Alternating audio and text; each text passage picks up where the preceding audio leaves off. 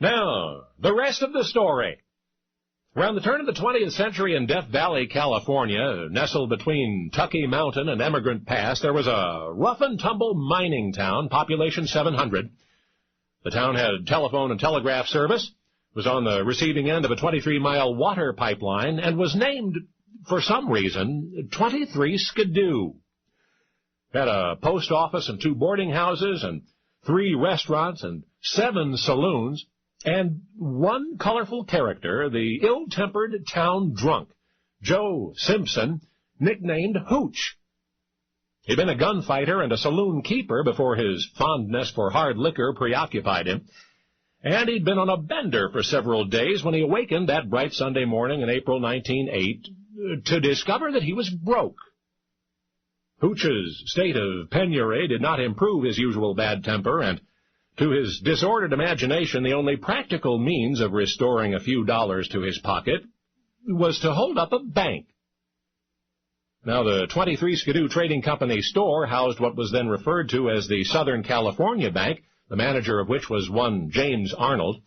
Jim was the town's leading citizen. In fact, he'd established the town site. At any rate, Simpson staggered into the bank that morning, gun in hand, demanding $20 from the cashier. Jim Arnold calmly rose from his desk, approached the inebriated would-be bank robber, then grabbed him by the back of his collar and the back of his breeches and heaved him into the street. Several townsfolk standing outside thought the incident amusing, and they laughed as Hooch stumbled up from the dust. That's what triggered it, I suppose, the humiliation. That's why Simpson straightened his back, set his jaw, strode once again into the bank, and shot Jim Arnold through the heart. Well, as the town telegraph key clattered out an account of the incident, reporters converged from distant communities, and arriving, they were apprised of what had happened. Jim Arnold's murderer, Joe Hooch Simpson, had been dragged from his jail cell by an armed mob and was about to be lynched. The newspaper photographers stood poised at their cameras, prepared to preserve the event for posterity, and Hooch was hoisted by the neck to the top of a telephone pole, and shutters clicked, and it was over. The coroner's report facetiously recited the cause of death as strangulation by persons unknown. But here's what those news reporters of 1908 did not know.